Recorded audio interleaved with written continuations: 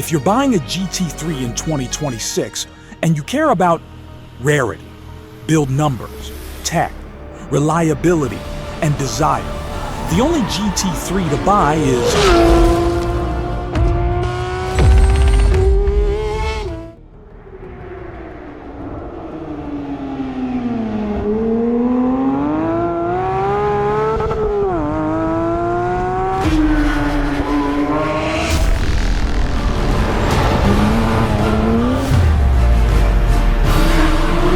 Is there one generation that is the sweet spot?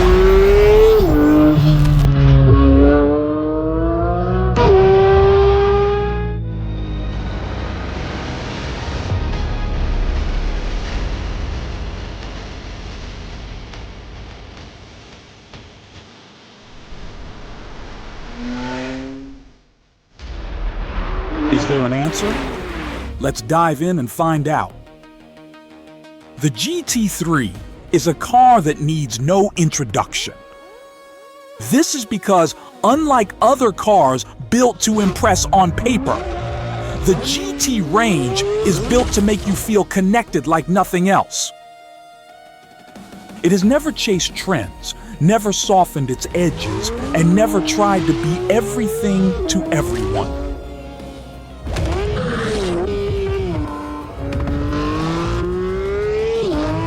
From its roots in motorsport to the sound of a naturally aspirated flat six screaming to 9,000 RPM, this is a car shaped by racing, not marketing. Every generation tells the same story in a different way. Less weight, more connection, sharper focus, no turbos, no shortcuts, just precision, balance, and intent. The GT3 story begins with the 996, back in 1999. The Mezger-derived 3.6-liter naturally aspirated flat six, an engine built to endure racing abuse and celebrated for its durability and character. The purest original GT3 experience. Everyone in the automotive world took notice, and every review of the car gave the same message. This 996 GT3 was like nothing else. And as an example, Top Gear's Richard Hammond's point of view shows the pattern. There's the engine. Oh yes, the engine. It's hand-built from exotic materials like titanium, and it's probably the most important part of the car, which is good because it costs 40 grand. Shame then that you can't really see it. It's in here somewhere, behind this old washing machine. The Dot 2, still the 3.6-liter Mezger, but with improved breathing and tuning. This provided more power and improved performance, better brakes and chassis feel. This was also the first GT3 RS released in 2003. Chris Harris in this Collecting Cars video explains one of the most important factors of this generation. They do drive beautifully, but there's one aspect of this car that just exposes modern sports cars, that's the steering. It is simply superb. That wheel is wriggling around in my hands, it's giving me information about grip, it's just gorgeous. Everyone who has the pleasure of driving one falls in love. And then, there's the price. Must be the best value RS car out there, mustn't it? Must be. How is a 997 4-litre RS 6 times the money of this? It's not 6 times the car at all. The only negative with this generation was to some the fried egg headlights. You either love them or hate them. It became a dividing question in the Porsche world. To some, this is one of the best-looking 911 shapes, so it would be interesting to know your thoughts. Let me know in the comments. The development from the 996 to the 992 generation is vast. Every new generation evolves, and as the engineers push for more performance, the design changes to improve aero and achieve even more. The 996 was built for a purpose. The legend Roland Kussmaul was tasked to get this car homologated for the GT racing category. Everything about the car makes sense once you understand the purpose.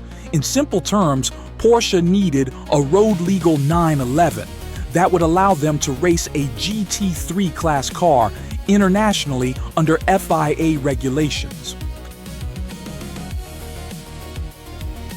And to do that, they had to prove the race car was based on a production model that customers could actually buy.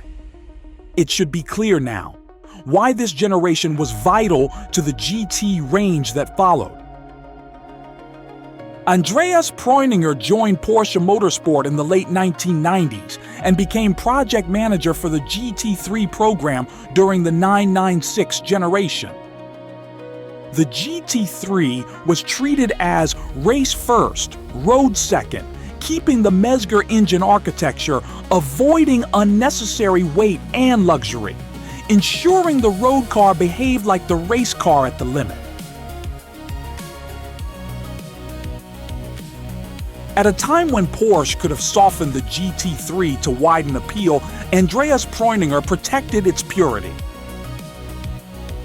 This GT project established the blueprint: motorsport-led engineering, limited compromise, driver engagement as the primary goal. Every future icon traces directly back to the decisions made during the early GT3 development. This first GT3 exists because racing demanded it.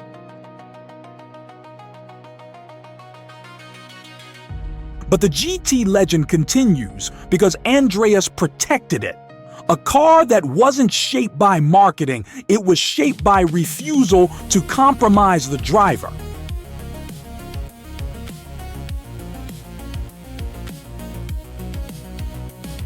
It has to use a naturally aspirated engine, use a manual gearbox, be built using lightweight, driver-focused interiors.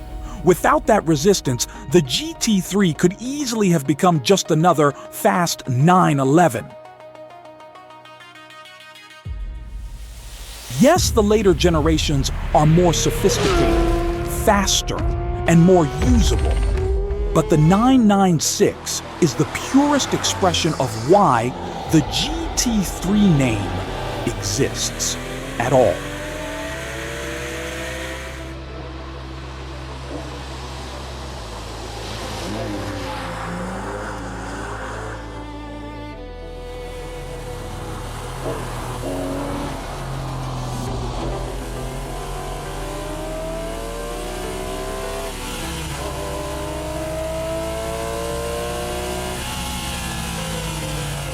The lessons learned from the 996 led to what could be seen as the ultimate 911. In 2006 came the release of the 997.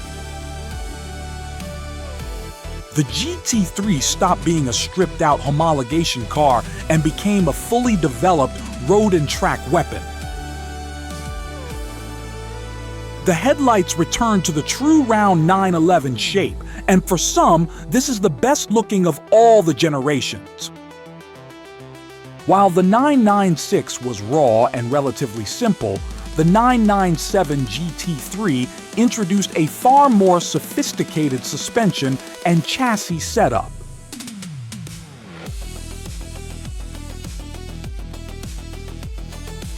Let's stop at this point. If you have enjoyed this so far, subscribe so you don't miss part 2 coming soon. Thanks for watching.